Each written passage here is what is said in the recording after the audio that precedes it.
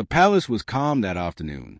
The sky was light blue, and soft clouds moved slowly above the tall royal walls. Guards stood in their places, watching every corner, every gate, every road. Inside the palace, life moved as usual. Staff walked quietly. The sound of polished shoes touched the marble floors. Everything looked safe. Everything looked perfect. Princess Charlotte had been playing earlier in the garden with her toys. She laughed, ran, and chased butterflies near the flowers. Her laughter was soft and sweet. Everyone who passed by smiled when they saw her. She was small, kind, and full of life. The palace always felt warmer when she was around. Later that day, one of the staff members was told to take Charlotte back inside. The sun was going down, and the air was getting cooler. A black royal car was parked near the side area of the palace. It was often used to move items, not people. The staff member opened the car for a moment to place a box inside. Charlotte stood nearby, holding her doll. No one noticed when she stepped closer to the car. No one saw her look inside, curious and innocent. In just a few seconds, everything changed. The car door closed. The lock clicked. The staff member walked away, thinking nothing was wrong. Inside the car, Princess Charlotte suddenly felt darkness around her. The light disappeared. The air felt strange. She tried to open the door, but it would not move. She knocked softly at first. No answer. Her heart started to beat faster. She called out, "Hello?" But her voice sounded small and weak in the closed space. Minutes passed. The car became warm. Charlotte sat down on the seat, holding her doll tightly. She did not understand what was happening. She felt scared. She tried again to open the door. She pushed with her small hands. Nothing happened. Her breathing became faster. Her eyes filled with tears. Outside, the palace guard continued their duty. One guard, named Thomas, was walking his usual path near the parking area. He had worked at the palace for many years. He was careful and alert. As he walked past the black car, he felt something strange. He slowed down. At first, he thought he heard the wind. Then he heard it again. A sound, a soft cry. Thomas stopped walking. His face changed. He turned his head toward the car. He listened closely. The sound came again. This time, he knew it was not the wind. It was a child crying. His heart started to pound.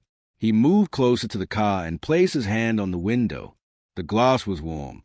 That was not normal. He leaned down and tried to look inside, but the windows were dark. He wiped a small part of the glass with his sleeve. What he saw made his breath stop. Princess Charlotte was inside. She was sitting on the seat, crying, her face red with fear. Tears ran down her cheeks. Her hands were shaking. She looked tired and scared. When she saw the guard, her eyes opened wide. She tried to stand and pressed her hands against the window.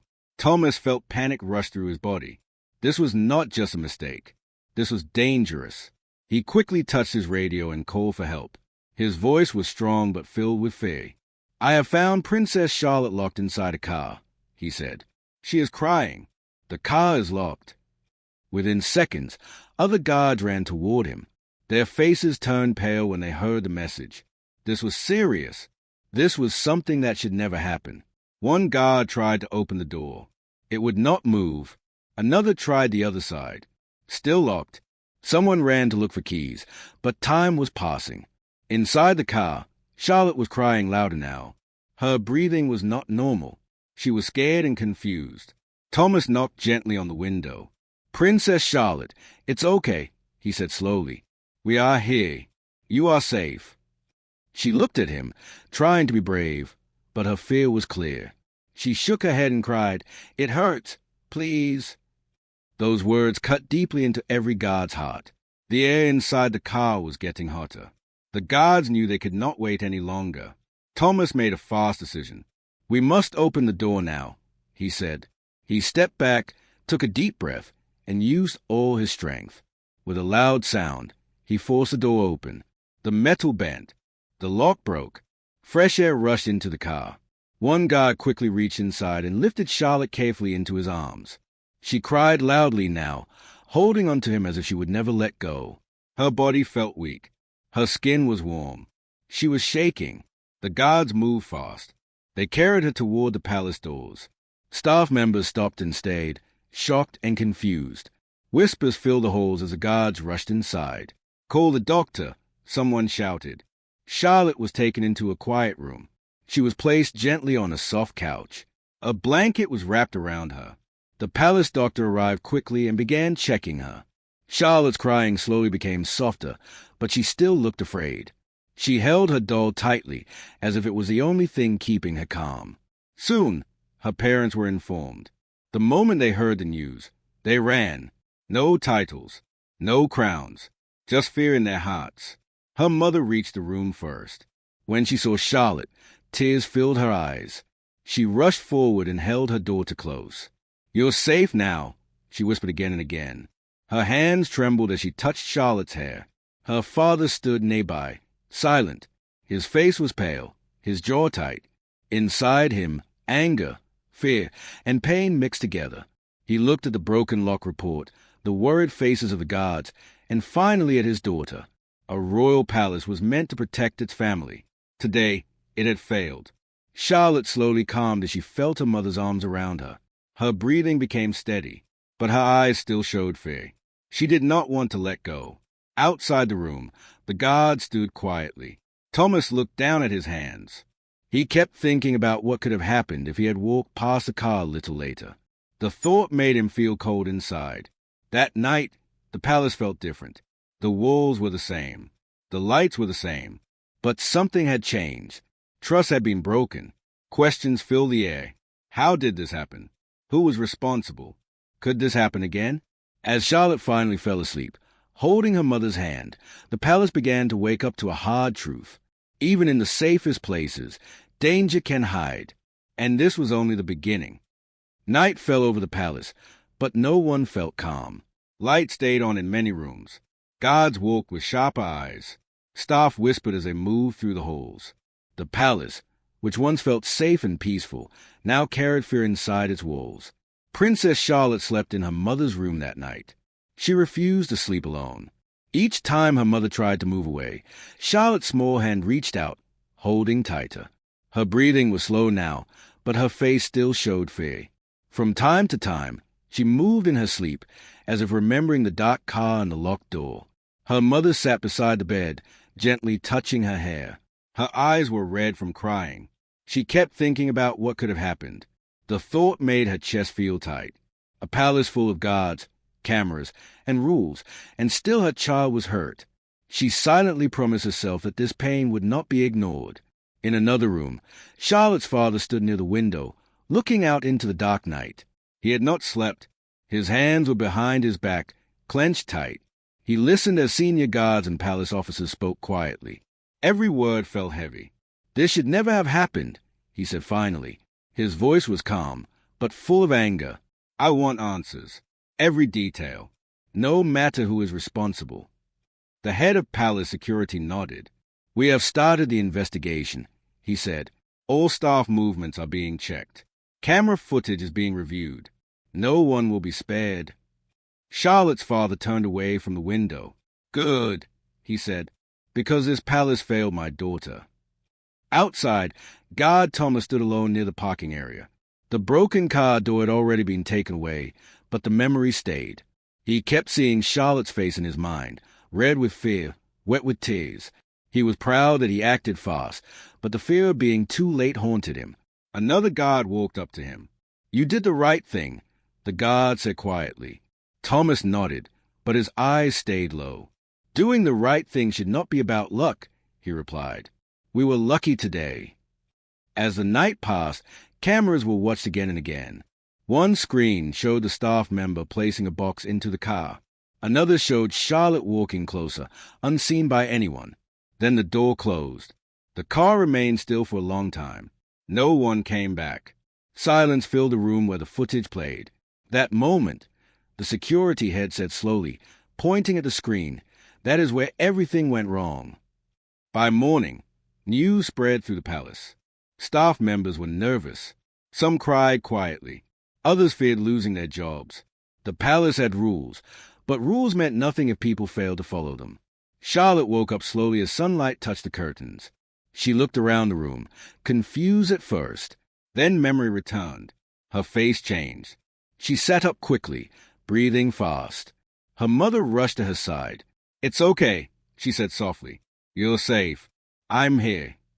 Charlotte nodded but did not smile. "I don't like the car," she whispered. Her mother hugged her gently. "You won't go near it again," she said. "I promise." Later that day, the palace doctor returned to check Charlotte again. Physically, she was fine, but when he asked simple questions, Charlotte stayed quiet. She looked at her mother before answering. She did not want to be alone with anyone. The doctor spoke gently. "She is safe," he said to the parents later. "But fear like this stays in the heart for some time.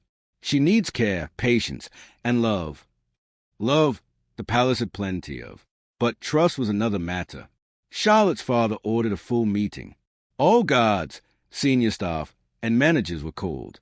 The room was large, but it felt small with tension. Everyone stood in silence as he entered. "What happened to my daughter," he began, "was not an accident. It was a failure of duty." No one spoke. A child was left alone. A door was locked. Time passed. "That is not acceptable," he continued. "From this day, changes will be made. Stronger rules. Better checks. No excuses." His eyes moved across the room. "And if anyone believes their role here is unimportant, today proves they are wrong." The staff listened closely. Fear mixed with shame. One staff member stepped forward slowly. It was the one who had used the car earlier. His face was pale. His hands shook. "I did not see her," he said in a weak voice. "I thought she was with a nurse. I did not know." His voice broke. Charlotte's father looked at him carefully. "Not knowing is not an excuse," he said, "but the investigation will decide your future." The man lowered his head, tears falling. Meanwhile, Thomas was called into a private room. Senior officers thanked him for his fast action. One said, "You saved her life." Thomas felt his throat tighten. "I only did my duty," he replied. But inside, he knew this duty had changed him forever. That afternoon, Charlotte was taken for a short walk in the garden. Guards stayed close, but at a distance. Flowers moved gently in the wind. Birds sang. The world looked normal again. Charlotte held her mother's hand tightly. She took small steps. Each sound made her look around. A car passed far away, and she froze. Her grip tightened. Her mother stopped and bent down. "It's okay," she said softly. "That car is far away. You are safe with me." Charlotte nodded slowly. She tried to be brave. After a moment, she pointed at a flower. "It's pretty," she said quietly. Her mother smiled with tears in her eyes. That small moment felt like hope. But inside the palace walls, the investigation uncovered more questions.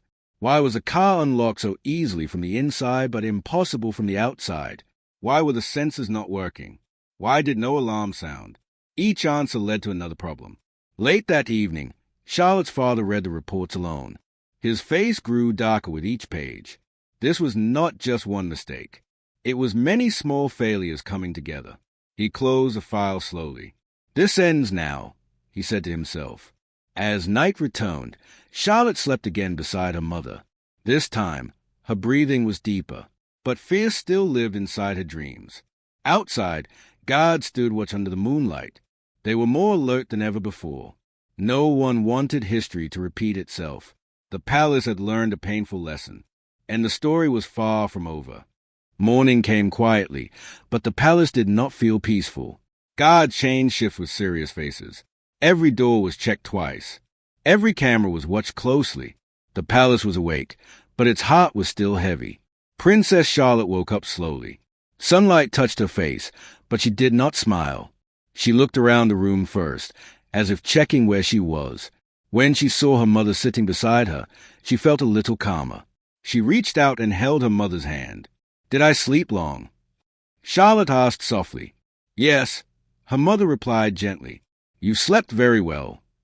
Charlotte nodded, but her eyes stayed low. "I dreamed of the car again," she whispered. Her mother felt pain in her chest but did not show it. She pulled Charlotte closer. "Dreams cannot hurt you," she said. "You are safe now." But both of them knew the fear was still inside Charlotte's heart.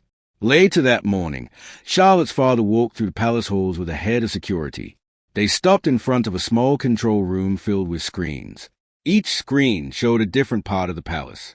Some showed doors, some showed gardens, some showed empty hallways. "This palace has many eyes," Charlotte's father said slowly. "Yet none saw my daughter trapped." The head of security lowered his head. "We trusted the system too much," he said, "and people became careless." Charlotte's father turned toward him. "Carelessness nearly killed a child," he replied. His voice was calm, but sharp. Inside another room, a group of officers studied reports. Papers were spread across the table. One officer pointed at a page. "The car sensors were turned off manually," he said. The room became silent. Manually, another officer asked, "That means someone touched the system?" "Yes," the first officer replied. "It was not broken. It was disabled." That single truth changed everything. The investigation was no longer about a mistake. It was now about intent. Meanwhile, Guard Thomas was walking his route again. Every step felt heavier than before. He passed the same place where he had found the car. He stopped for a moment, breathing slowly. He looked around, remembering the sound of crying, the heat on the glass, the fear in Charlotte's eyes. "You did not imagine it," he said quietly to himself. "It was real." A young guard approached him. "Sir, they want to speak with you again," he said. Thomas nodded and followed him. In a private room, senior officers asked Thomas detailed questions. What time did he hear the cry? How long had the car been parked? Did he notice anyone near it earlier? Thomas answered carefully. He remembered something then, something small but strange. "There was a man," he said slowly. "He was near the car earlier. He said he was checking supplies." "Can you describe him?" an officer asked. Thomas closed his eyes, thinking. "Tall, dark jacket." He avoided eye contact. "I did not think much of it then." The officers exchanged looks. "That matches another report," one of them said. The palace walls seemed to listen as fear grew quietly inside them. Charlotte spent the day indoors. Her parents did not want her near cars' open areas. She sat near the window with her toys, but she did not play much. She lined them up carefully over and over again. When a door closed loudly nearby, she jumped. Her nurse noticed this and knelt beside her. "It's okay," she said softly. "That sound can't hurt you." Charlotte nodded but did not speak. Later, Charlotte's mother took her to a quiet room filled with books and soft pillows. They read together. Charlotte slowly relaxed as the familiar words filled the room. For a moment, she laughed softly at a picture. That small laugh felt like light entering a dark place. But outside that room, shadows were growing. By evening, the investigation team discovered something else. A service hallway camera had been covered for 10 minutes that day. Just 10 minutes. But those 10 minutes matched the time Charlotte entered the car. This was planned, the security head said quietly. Not against her, but careless enough to trap her. Charlotte's father listened carefully. His face showed pain, but also control. "Find out who," he said, "and why." That night, a storm came. Rain hit the palace windows. Thunder rolled across the sky. Charlotte woke suddenly, crying. The storm reminded her of the dark car. Her father rushed to her room and picked her up gently. He held her close. "You are not alone," he said softly. Charlotte buried her face into his shoulder. "I was scared," she whispered. "I know," he replied, "and I am sorry." Those words carried more weight than any royal speech. As the storm continued outside, guards moved carefully. Rain hid footsteps. Darkness made corners dangerous. Everyone was alert. In the security room, a new face appeared on the screen. A man walking quickly through a side gate, wearing a dark jacket. "Stop," an officer said. "Zoom in." The face was unclear, but the body shape matched Thomas's memory. "Who is that?" the officer asked. No one answered.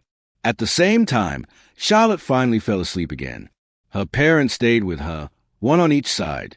For the first time since the incident, she slept deeply. But danger does not sleep. In the early hours of the morning, an alarm sounded quietly in the security system. Not loud, just enough to warn trained ears. A door near the old service wing had been opened. Guards moved fast but silent. "This person is still here," one guard whispered into the radio. The palace, once proud and calm, now felt like a place under threat. As guards closed in, the man disappeared into the shadows. And far away, Princess Charlotte slept, unaware that the danger connected to her pain had not yet ended. The palace had protected her once, but now it had to face the truth. The real test was still coming. The palace was silent, but it was not peaceful. Guards moved quickly through dark halls, their shoes making soft sounds on the floor. Radios whispered short messages. Every shadow felt alive. The storm outside had slowed, but rain still fell, tapping against the windows like quiet warning knocks. The alert from the service wing spread fast. Guards surrounded the area, closing gates and locking doors. No one was allowed in or out. The palace, once open and bright, now felt like a fortress under threat. Guard Thomas ran with the others. His heart beat fast, but his mind was clear. He remembered the man he had seen before, the dark jacket, the way he avoided looking up. Thomas felt sure now. That man was not a simple worker. "Check the old storage rooms," Thomas said into his radio. "There are many hidden paths there." Other guards agreed. They moved carefully, lights low, hands ready. Inside the palace, Charlotte's parents were awake again. They heard quiet footsteps and sensed something was wrong. Charlotte's mother stood near the bed, watching her daughter sleep. Charlotte's face was calm for now, but fear had marked her deeply. Charlotte's father entered the room quietly. "They found movement," he said softly. Charlotte's mother looked up, eyes wide. "Is she in danger?" "Not right now," he replied, "but we must be careful." They decided not to wake Charlotte. She needed rest more than anything. Back in the service wing, a guard pointed toward a door slightly open. A weak light came from inside. "Is there?" the guard whispered. Thomas stepped forward slowly. His breath was steady. He pushed the door open gently. Inside, the room was filled with old boxes, tools, and broken furniture. The air smelled of dust. In the far corner, a man stood frozen. He turned slowly, eyes wide with fear. "Don't move," Thomas said firmly. The man raised his hands. "I didn't hurt anyone," he said quickly. "Then why are you running?" another guard asked. The man looked down. His voice shook. "I made a mistake." They moved closer and took him into custody. As they led him away, Thomas studied his face. It was the same man. He was sure now. In a secure room, officers questioned the man. He sat on a chair, shoulders low, eyes tired. "I was told to disable the car sensors," the man said after a long silence. "I was paid to do it." "By who?" an officer asked. "I don't know his real name," the man replied. "He said it was for stealing supplies, not for hurting a child." The room fell silent. "So you disabled safety systems in a royal palace," the officer said slowly, "without asking questions." The man covered his face. "I didn't think," he whispered. "I swear, I didn't know the princess would be there." Word reached Charlotte's father quickly. He stood still as he listened. His face showed pain, not anger. "A child suffered because someone didn't think," he said quietly. The man was taken away, but the damage was already done. Morning came slowly. Sunlight entered the palace, but the fear did not leave. Charlotte woke again, holding her doll tightly. She looked around, then relaxed slightly when she saw her mother. "Are the bad people gone?" Charlotte asked softly. Her mother paused, then smiled gently. "Yes," she said. "The guards are watching everything." Charlotte nodded, trusting those words. Later that day, Charlotte's parents decided something important. They would speak to her honestly, but gently. She deserved that respect. Charlotte sat between them on a soft couch. Her feet did not touch the floor. "Charlotte," her father said softly, "what happened was not your fault." She looked up at him. "I was just looking," she said quietly. "I know," he replied. "You did nothing wrong." Her mother held her hand. "Some adults made bad choices," she said, "but many others worked hard to keep you safe." Charlotte thought for a moment. "Like Thomas." "Yes," her father said with a small smile. "Like Thomas." That name made Charlotte smile for the first time in days. Later, Thomas was called to the family room. He walked in slowly, nervous. He had faced danger many times, but this felt different. Charlotte saw him and sat up straight. "You saved me," she said. Thomas felt his eyes fill with tears. He knelt down to her level. "You were very brave," he said gently. Charlotte hugged him suddenly. The room went quiet. That moment healed something broken inside the palace. But the story was not over. As days passed, more truths came out. The plan was not meant to hurt Charlotte, but it showed deep weakness in palace security. Systems trusted too much. People watched too little. Charlotte's father ordered changes. Old systems were removed. New safety rules were written. Guards were trained again. No corner was ignored. But change takes time. Charlotte slowly returned to her routine.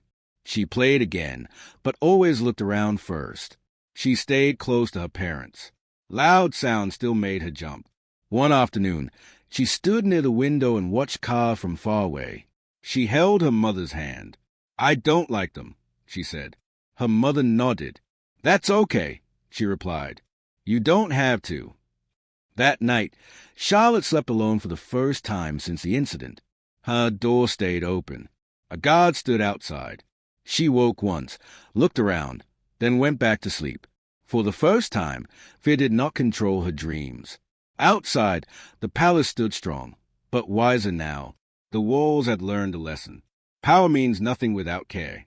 The people inside knew that protecting a crown is easy. Protecting a child is a true duty. And one final truth still waited to be faced. The palace woke to a quiet morning. The sun rose slowly, touching the tall walls with soft light. For the first time in many days, the air felt lighter. The fear that once lived in every corner had begun to fade, though its memory remained.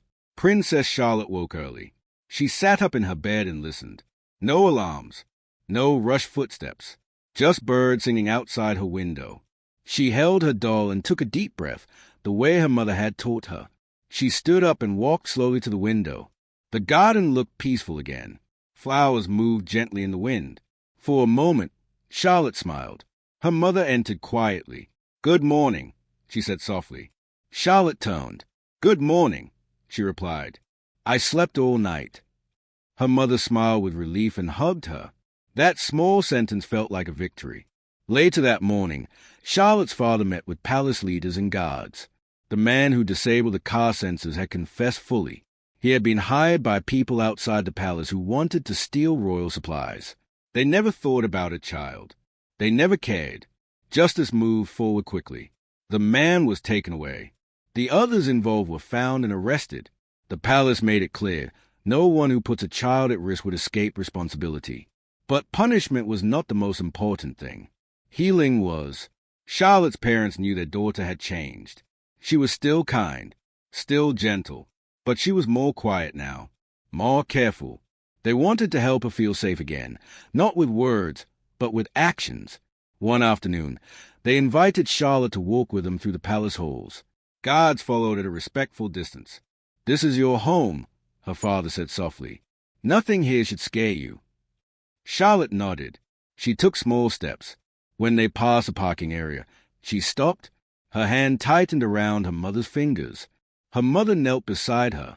"We don't have to go further," she said. Charlotte looked ahead. She saw guard Thomas standing nearby. He noticed her and gave a gentle smile. Charlotte thought for a moment. Then she took one more step. And another. She did not go near the cars, but she did not turn away either. That alone was brave. Thomas watched quietly, his chest tight with emotion. He knew this moment mattered. Later, Charlotte's parents thanked Thomas again. This time, not as royals, but as parents. "You did more than your duty," Charlotte's father said. "You protected our child." Thomas bowed his head. "I will always protect her," he replied. Charlotte ran forward and hugged him again. "You make me feel safe," she said. Those words stayed with Thomas forever. As weeks passed, the palace slowly returned to normal. New safety systems were installed.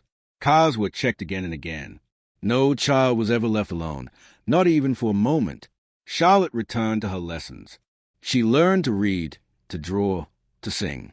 Some days were easy. Some days were hard. But she was never alone. One evening, Charlotte sat beside her father as he read a book. She leaned against him and listened carefully. "Papa," she asked suddenly, "why did that happen to me?" Her father paused. He closed the book and thought carefully. "Sometimes," he said gently, "bad things happen not because of who we are, but because others forget to be kind and careful." Charlotte nodded slowly. "Will it happen again?" "No," he said firmly. "Not while I am here." That answer gave her peace. Months later, the palace held a small ceremony. Not for power, not for pride, but for courage. God Thomas was honored for his bravery. He stood tall, but humble. He did not speak much. He did not need to. Charlotte watched from her seat. She clapped softly, smiling. She had learned something important. Heroes do not always wear crowns. Sometimes they wear uniforms. That night, Charlotte slept peacefully in her own room. The door was open. Light filled the hallway. A guard stood watch. She dreamed of the garden, of flowers, of butterflies, not of cars, not of darkness. In the quiet palace, lessons had been learned. Systems had changed. Hearts had grown wiser. The royal family understood something deeply now. True strength is not shown in titles or walls. It is shown in how we protect the most innocent. And Princess Charlotte, once a frightened child in a locked car, had become a symbol of something greater. Hope, safety, and the promise that no child would ever be forgotten again. The palace stood tall under the stars. But this time, it stood for love.